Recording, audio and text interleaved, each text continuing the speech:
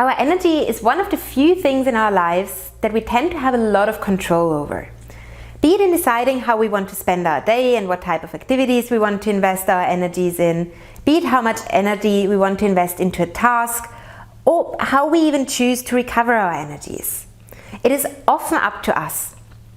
And yet we find that a lot of people feel constantly drained.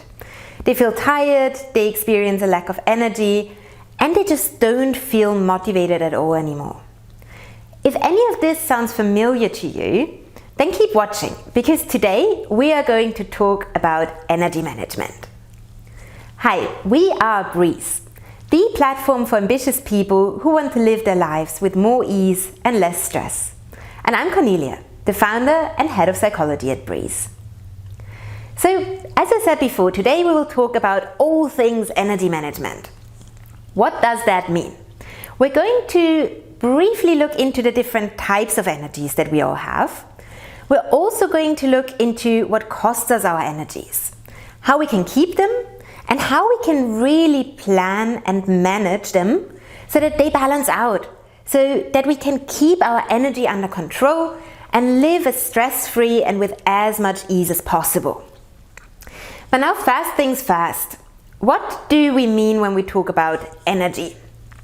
Well, in psychological terms, we're currently looking into 3 different types of energy that most people, if not all people, experience on a daily basis. And those 3 types will be physiological energy, mental energy, and emotional energy. And right now we're going to give you a brief glimpse into each of them. The first and most commonly cited type of energy is our physical or physiological energy. And I believe that's also the one that you can most easily imagine what it would be. It's kind of what describes our ability and strength to just do things. So if we want to conduct physical labor, for example, or if we want to do sports, all of that requires us to invest our physical energy, to move our bodies, to actually be able to bring that kind of energy into whatever we're doing. But physical energy is also this feeling that we're full of power.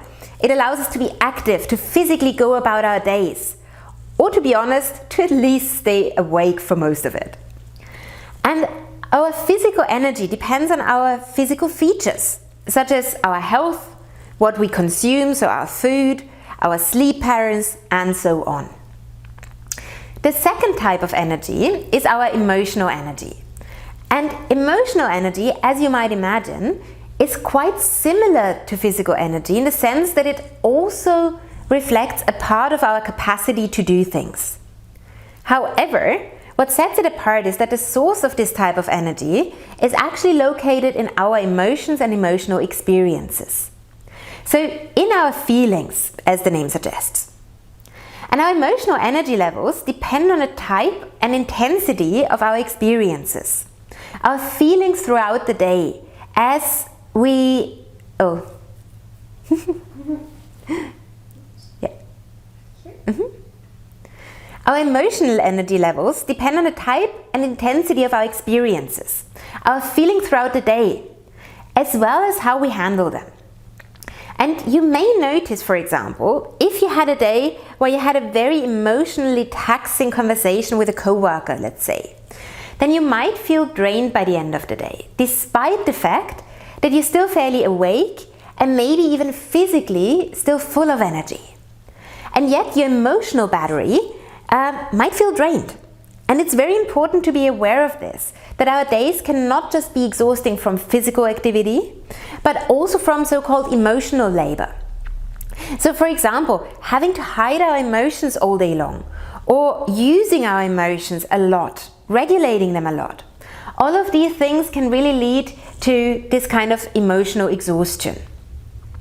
Now, if you want to learn more about physical and emotional energy, then please check out our blog post on the topic, because today and in this video, we're going to concentrate mostly on mental energy, which I'll talk more about in a second. Yet it is very important to understand all 3 types of energies and how they relate. Because in the end, to really master our stress and our experiences, it is essential that we understand and master our energies so that we can really balance them out across the line. And for that, we need to understand which types of energies there are, which ones we are high in, and which ones we might be running low on. And we need to learn how we can recover that very type of energy that we are missing. We need to figure out what really helps us and what might drain it even more. Okay, but now what is mental energy? So we could look at mental energy as on the one hand side, a kind of mood, but it's also our capacity, our ability, and our willingness to engage in cognitive tasks, in cognitive work at any specific point in time. So for example, your ability to stay focused, or your ability to perform tasks such as math or calculations. Or you might also have experienced the following before. You had a long and exhausting day at work, where you had to do a lot of thinking, possibly decision making, maybe finding solutions to problems, all of that counts. And then in the evening, when you just wanted to relax and wind down, you came across a film that felt really good but quite heavy, where it felt like actually watching that film, you would need to invest even more cognitive energy, even more thinking, to really follow the storyline and to really understand it. And as a result, you might have chosen to not watch that film till the end, but to go for something more light-hearted, something easier, because you felt like your brain was kind of already drained or exhausted from the day. And it simply did not have the capacity to invest any more energy into thinking about something. So when we invest a lot of energy into complex mental tasks through which we exhaust our brains a little bit, we might at some point end up needing to commit some of our time to recover that lost energy. So what does that mean? How can we balance out this type of energy? Well, first of all, let's look within ourselves. It is usually essential that we understand our own energy cycles, or how we use and produce energy. And if you just check in with yourselves, and feel free to hit pause at this point, like if you really want to look into it, whenever you feel ready, pause the video, check in with yourselves, and then continue. But ask yourselves, when do you feel like you're best able to perform complex mental tasks? What time of the day, for example? And possibly also ask yourselves, when do you perform the worst at those tasks?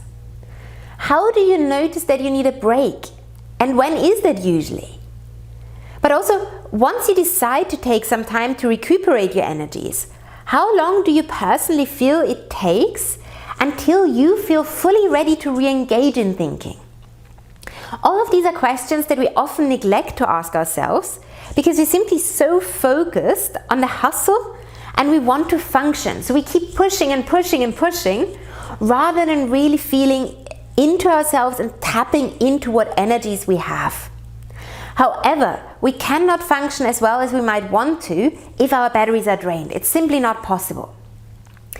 Therefore, the first step to balancing out our energies is gaining awareness around how they function for us and how we function in accordance with them. So please, if you haven't yet, really hit pause, rewind if you need to, and ask yourself some of these questions, maybe all of them. Check in with yourself. What are your patterns? Because the more you understand your own patterns, and the more you can locate the source of where you might lose your energy or fail to recuperate it, the better you will be able to implement proper energy management, which can then lead to stress mastery and therefore to a more stress-free life. So please, really, really do this. Now, aside from our patterns, the second thing we can check within ourselves is our expectations and motivation. So see if your schedule or your plans, your goals are realistic. Are they achievable? And with that, one thing I really want to urge you to do is to mainly focus on your energy and not on your time. For decades, we've been focused on time management alone. So how much can I possibly squeeze into one day? This, however, comes from a time when doing things took us a lot longer. So for example, think back to the times before the internet. if you wanted to have a written conversation with someone, you would probably spend about an hour to write out a letter. You would then have to walk to the post office to actually post that letter, and then you would be waiting for maybe 4 or 5 days to even get a reply, and that would be quick, to be honest. And in between that, you would probably spend your day in different ways, right? Nowadays, if you want to have a written conversation with someone, you type out an email in just a few minutes. And then you hit the send button. There's no more walking to the post office. There's no more, well, possibly not even any more waiting for the reply. If you're lucky or unlucky, depending on how you define it, you might have your reply within 10 minutes. And so quickly, it's already your turn to write again and to put mental energy into the same conversation again. So the process is a lot shorter with regards to time. But that does not mean that it takes up any less of your mental energy. You still have to put all of that thought into the same conversation. And this is the important part. So when you look at your days, yes, time management is important, but don't just look at time management. Also look at energy management. Is my schedule and are my plans realistic, and are they also in accordance with my energy cycles, my energy reserves, and so on? Okay? So that was step 1.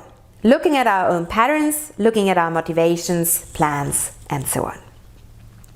And I really want to urge you to combine these two things, the energy management and the time management. And when you go into planning and maybe also reviewing your day, definitely check whether your plans and your day schedule are actually in alignment with your own energy patterns. And if you're not sure how to do this, then check out our free resources page and the website that we'll be linking below, because we do have a really nice tracing and tracking worksheet for that. And you can use it to gain more awareness around your own energy patterns, including noticing which tasks drain your batteries and which ones help you replenish them.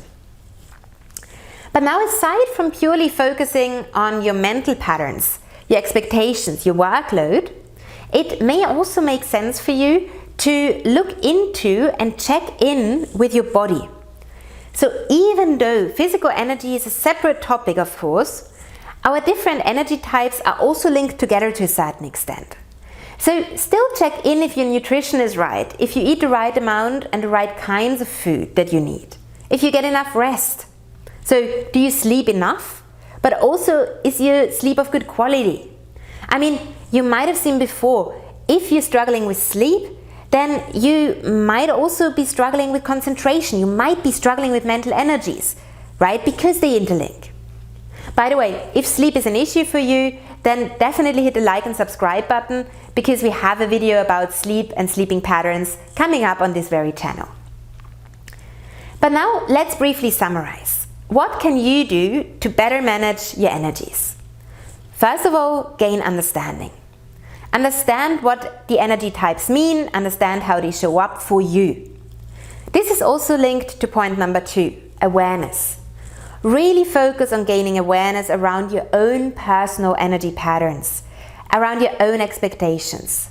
Focus on what's going on within your life in general, but also look at what's going on in your daily life with regards to your own energy fluctuations. Third, start tracking. And this is important because sometimes you might notice one day, for example, oh, this clearly felt like it was too much. However, quite often by the next day, we have forgotten. Or at least we don't want to look there anymore. And therefore, I really recommend journaling, or as I briefly mentioned before, using the worksheet on our website. Just to really make your patterns, your energy patterns, your habits a bit more obvious to yourself. So try to find the overarching patterns. Try to connect the dots. For example, is there a specific type of task that always drains your mental batteries more than it should, right? And really go into analyzing, because this can help you massively tackle any issue at the root rather than just calming the symptoms. And after that, it might be the point for aligned action, meaning action in alignment with your energy resources. So try to figure out at this point which next action steps could help you balance out those energies, which could help you fill up your batteries again. Be that by saving your batteries, or be that by recuperating more energies and recovering better. And should you need any support with that, or should you need support with any of these steps, please check out our website and see all the different ways we can help you. But last but not least, please be aware that it is not uncommon for us to sometimes be demotivated or feel tired or even drained. And that's okay.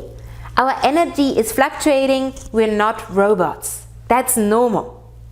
It may sometimes stay the same, but sometimes our energy can absolutely skyrocket and it can also drop significantly and even hit rock bottom. And while this is nothing to worry about, it is nice to know that it is something we can learn to control better and manage better. And that we can learn to especially see any patterns that might be repeating themselves. It doesn't always have to be that way. It can be a bit more even. So knowing how and why such fluctuations happen can be very helpful, not only in understanding yourself better, but also in managing your responsibilities, your plans, and even your goals more easily, more efficiently, and with less stress. So today we looked into the depth of mental energy and how to manage it. But as I mentioned before, there are more types of energy, such as emotional or physical. And again, if you want to learn more about that, definitely look at our blog posts. Should you have any questions regarding any of these concepts, or should you want to learn more, want more input for one of them, then please drop a comment below. We're always happy to support you with videos on topics that are relevant for you. Now, thank you very much for watching. I hope you enjoyed today's input, and I will see you soon.